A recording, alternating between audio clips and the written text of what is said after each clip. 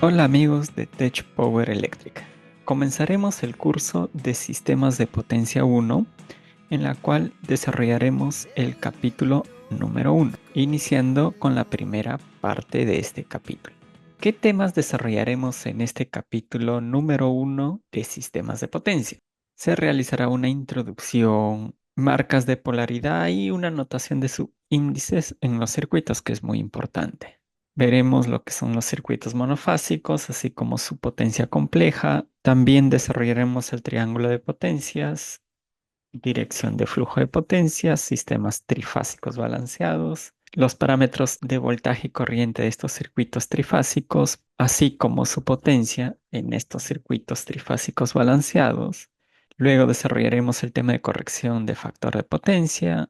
Continuaremos con el desarrollo del diagrama unifilar de los elementos del sistema de potencia, así como su diagrama de impedancias. Luego, para trabajar la forma matemática de esta red eléctrica, tendremos que desarrollar el tema de valores base, cantidades en por unidad, valores base y cantidades por unidad, así como cambio de base y cantidades por unidad, continuando con el tema de ecuaciones de nodo y finalmente desarrollaremos una serie de aplicaciones referentes a este capítulo número 1 para aplicar justamente los conocimientos que hemos adquirido en este capítulo. Comenzamos con la introducción en este capítulo, en la cual mencionaremos lo siguiente, que en un sistema de potencia se caracteriza porque se presentan señales puramente sinusoidales o cosenoidales a una frecuencia constante, como por ejemplo los parámetros de voltaje y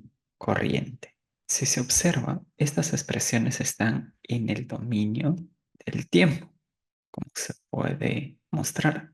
El análisis que realizaremos en este curso será recordando el tema de fasores, es decir, pasar estas expresiones del dominio del tiempo al dominio de frecuencia, lo que conocemos fasores. Aquí mencionaré una introducción justamente de cómo pasar estas expresiones del dominio del tiempo al dominio de frecuencia. Este tema de fasores se ve en el curso de Circuitos Eléctricos 2 que también se estará publicando por este canal. ¿Cómo pasamos estas expresiones del dominio del tiempo al dominio de frecuencia o conocido como forma fasorial? Es de la siguiente manera. Empezamos, por ejemplo, con el voltaje o tensión, en la cual indicaremos la simbología de voltaje y encima una rayita. A toda esta expresión la denotaremos como fasor de voltaje. Esto es igual al módulo del fasor, en este caso el voltaje. Recordemos que el módulo está representado con dos rayas en vertical. Internamente de estas dos rayas está el fasor acompañado del ángulo. Justamente este ángulo proviene de la función en el dominio del tiempo.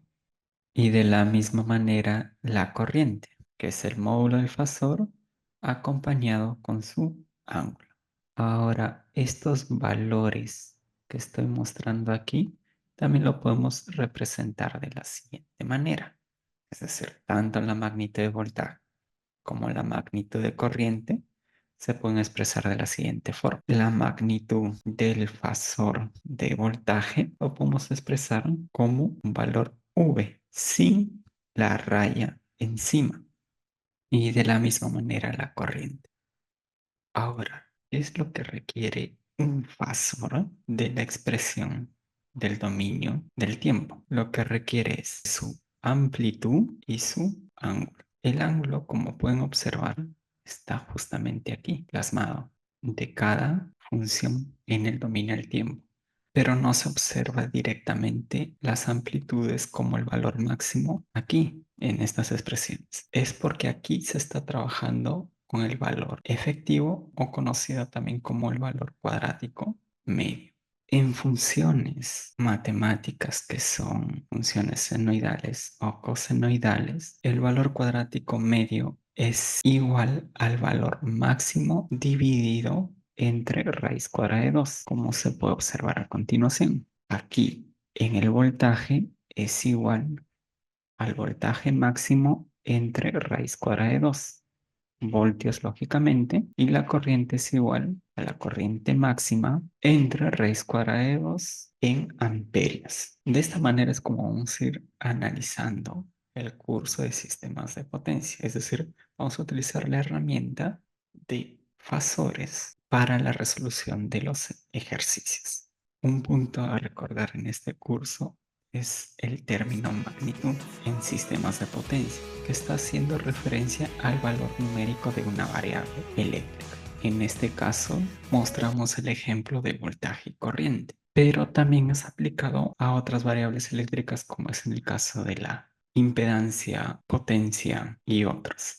Otra manera de expresar esta expresión fasorial es expresándolo en su forma compleja. Por ejemplo, en el voltaje sería igual a la magnitud o módulo del fasor voltaje multiplicado por el coseno de dicho ángulo más la parte imaginaria en este caso. Recordando el tema de números complejos, en la cual utilizábamos para la parte imaginaria el parámetro I, en fasores utilizaremos el parámetro J, que representa a la parte imaginaria. Y de la misma manera, el módulo del fasor, voltaje multiplicado por el seno de dicho ángulo, y la corriente de la misma manera, como se muestra. Si recordamos un poco, a partir de estas dos variables de voltaje y corriente podemos obtener una tercera variable. En este caso, la impedancia.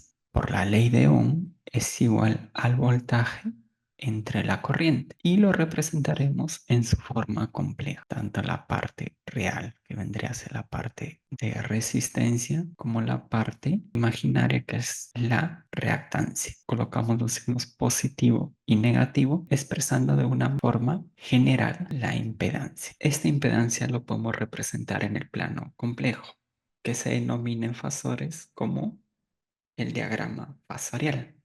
Hago recordar este fasor de impedancia, donde representa la resistencia como su reactancia, ya que en el tema, por ejemplo, de líneas de transmisión, va a ser muy importante analizar sus equivalentes de cada uno, y justamente vamos a utilizar este fasor de impedancia para su representación. Estas variables eléctricas que estoy mostrando lo podemos representar en el plano complejo, que aquí en fasores se denomina diagrama fasorial. Representaré lo que es el voltaje y la corriente, como se muestra a continuación. Tenemos los ejes, tanto la parte real como la parte imaginaria, y representaré primero el fasor de voltaje, donde tenemos aquí su ángulo y la expresión del fasor de voltaje. Y de la misma forma, la corriente, el fasor corriente y su respectivo ángulo. Un punto a recalcar es que la medida de este fasor tendría que ser el módulo de dicho fasor, en este caso el fasor voltaje, y de la misma forma el módulo del fasor corriente. En otras palabras, es el tamaño, el valor numérico de cada fasor. Y de esta manera representamos las variables eléctricas en forma fasorial, en este caso de voltaje y corriente, y a esta representación gráfica se denomina diagrama fasorial de la tensión o voltaje y de la corriente. Sígueme en mis redes de Tech Power Electric, donde se estará publicando todo tipo de información referente a ingeniería eléctrica, programación y tecnología. Sígueme en mis redes sociales de Facebook, YouTube, Instagram, TikTok, donde continuaremos la segunda parte de este primer capítulo, conceptos básicos del curso de sistemas de potencia 1, en el siguiente video, que estará publicado principalmente en mi canal de YouTube Tech Power Electric. Muchas gracias.